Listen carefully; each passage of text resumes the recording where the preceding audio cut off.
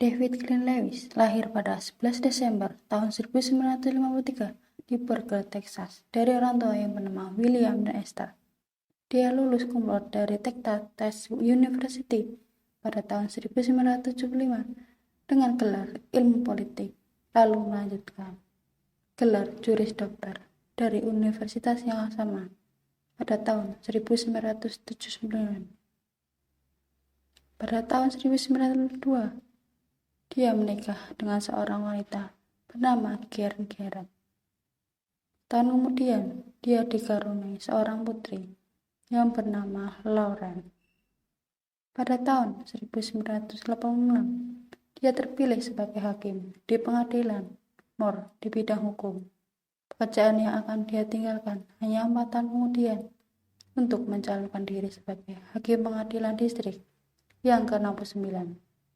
Sayangnya, tawaran pemilihan David tidak berhasil, dan segera setelah itu dia kembali bekerja di praktik hukum swasta. David yang digambarkan oleh teman-teman dan keluarganya sebagai orang yang baik, senang membantu orang lain, dan aktif di beberapa organisasi amal serta gereja. Selain itu, David mengejar kelas pemerintah di perguruan tinggi terdekat di Amarillo, Texas. Pada Kamis 28 Januari tahun 1993, David meninggalkan pekerjaan di praktek hukum Buckner, Lara and Swindle, menyatakan bahwa sedang tidak enak badan. Namun, kartu kreditnya mengungkapkan tagihan yang dilakukan di pom bensin sore itu. David juga dikabarkan mengajar kelasnya pada malam itu, yang terakhir terlihat pada pukul 10 malam. Keesokan harinya, Karen dan Lauren pergi untuk berbelanja akhir pekan di Dallas. Meskipun mereka tidak melihat David sebelum pergi, mereka tidak khawatir. Mereka sudah tahu jika ingin tinggal di rumah akhir pekan itu, karena tim sepak bola favoritnya, Dallas Cowboys, akan bermain di Super Bowl dan David ingin menonton pertandingan itu. Selama akhir pekan, inilah perilaku David berubah menjadi aneh. Pertama, dia ditemukan oleh seorang teman dari gereja dengan muka panik, bergegas melewati terminal South Island. David tampaknya tidak membawa barang apapun.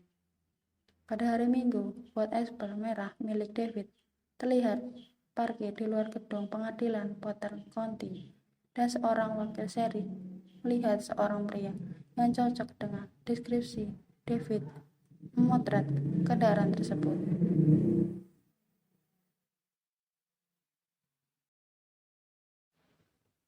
Beberapa saat David kembali ke rumah karena para tetangga melaporkan melihat kendaraannya terparkir di jalan masuk akhir pekan itu. Namun ketika Karen dan Lauren tiba di rumah pada hari Minggu, mereka menemukan cincin kawin dan arloji David di meja dan banyak cucian di pengering. Lampu dan televisi menyala dan VCR masih merekam pertandingan sepak bola. Ada juga 2 sandwich kalkun di lemari es yang mungkin disiapkan oleh David. Namun, hal yang terutama adalah hanya David yang tidak ada di rumah. Namun demikian, Karen berasumsi bahwa dia hanya pergi menonton pertandingan di rumah seorang teman dan dia akan kembali. Tetapi ketika dia mengetahui keesokan harinya bahwa David tidak pulang, mereka sangat khawatir dan memberitahu polisi bahwa dia menghilang. Di awal penyelidikan atas hilangnya David Glenn Lewis, polisi mengetahui bahwa seseorang yang menggunakan namanya telah membeli 2 tiket pesawat sebelum dia menghilang. Tiket pertama dibeli pada 31 Januari dan dari Dallas ke Amarillo. Tiket kedua dibeli keesokan harinya dan tiket ini akan membawanya dari Los Angeles ke Dallas. Tidak ada yang bisa menjelaskan apa yang mungkin memaksa David untuk membeli tiket ini. Dan karena bandara Australia tidak mengharuskan seseorang untuk menunjukkan ID mereka sebelum menaiki pesawat pada tahun 1993, tidak dapat diverifikasi bahwa dia benar-benar orang yang membeli tiket tersebut. Detail lain yang tidak dapat dijelaskan. muncul selama penyelidikan. 5.000 US dollar telah disetorkan ke rekening Bank Levis pada tanggal 30 Januari. Sayangnya, siapapun yang melakukan ini tidak dapat diidentifikasi.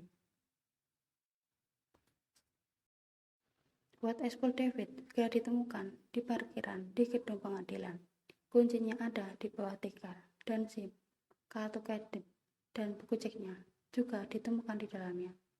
Satu-satunya barang yang menurut Karen hilang dari rumah mereka adalah sepasang celana olahraga hijau milik David. Seorang supir taksi maju untuk mengatakan bahwa dia telah menjemput seorang pria yang sangat mirip dengan David pada tanggal 1 Februari dan dia mengantarnya ke Bandara Internasional Dallas-Fort Worth. Pria yang dimaksud tampak gugup dan membayar uang tunai dari segepok uang $100 yang dia bawa. Tidak ada lagi penampakan David yang dilaporkan di daerah Amarillo setelah ini. Keluarga David tidak percaya bahwa dia pergi begitu saja. Mereka percaya bahwa David telah diculik. Karen mengutip fakta bahwa dia pernah menerima ancaman pembunuhan di masa lalu saat bekerja sebagai hakim dan bahwa dia mulai menerima ancaman pembunuhan tepat sebelum David menghilang. Karen juga mengatakan bahwa dia menantikan acara datang seperti ulang tahun putri mereka yang akan datang dan David ingin berada di sana. Teman-teman David menggemakan statement ini, menyatakan bahwa dia berbicara tentang kemungkinan karir di masa depan dan bahwa dia tampaknya puas dengan kehidupannya secara umum. David juga masih aktif terlibat dalam komunitasnya dan berbagai organisasi amal. Namun, mungkin saja yang dia alami adalah sesuatu yang tidak dia bicarakan dengan orang di sekitarnya. Pada saat menghilang, David telah menjadi tergugat dalam gugatan konflik kepentingan yang diajukan terhadapnya dan beberapa pengacara lain, serta mantan kliennya. Dia adalah orang terakhir yang perlu dicurigai sebelum David menghilang. Semua dokumennya yang berkaitan dengan kasus itu hilang bersamanya dan tidak pernah ditemukan. Yang tidak jelas apakah ini relevan dengan kepergian David. Sedikit informasi tambahan, Karen Lewis menolak untuk mengikuti tes poligraf yang menciptakan ketegangan antara dirinya dan para penyelidik. Pada akhirnya, pihak berwenang percaya bahwa David meninggalkan Amarillo atas keinginan sendiri dan tidak dapat menemukan bukti apapun tentang sebuah permainan curang. Mereka akhirnya menuntut kasusnya pada tahun 2022. Pada malam 1 Februari tahun 1993, pengendara mobil menyaksikan seorang pria berjalan di tengah State Road di Musking, Washington, sebelah timur Yakima. Pria itu mengenakan seragam militer dan sepatu bot. Dia tampaknya tidak memiliki apa-apa. Seorang pemuda yang khawatir berbalik dan berusaha memperingatkan pengendara lain bahwa seorang sedang berjalan di jalan. Sedihnya mereka terlambat untuk membantu pria ini, karena pada saat mereka kembali, mereka menemukannya terbaring mati di pinggir jalan. Korban kecelakaan tabrak lari.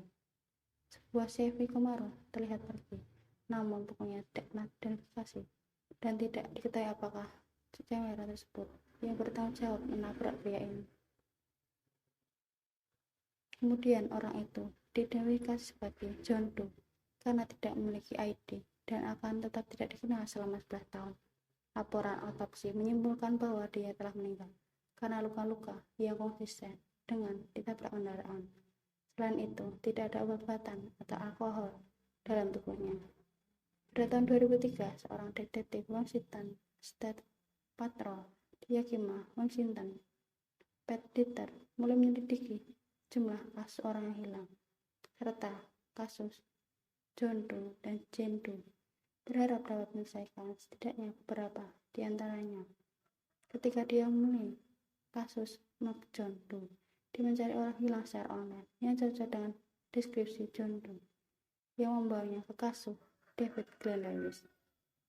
Dia mencatat bahwa David sangat mirip dengan John Doe yang dimaksud, tetapi perbedaan yang mencolok adalah bahwa David menggunakan kacamata dan John Doe tidak mengenakan apapun ketika ditemukan.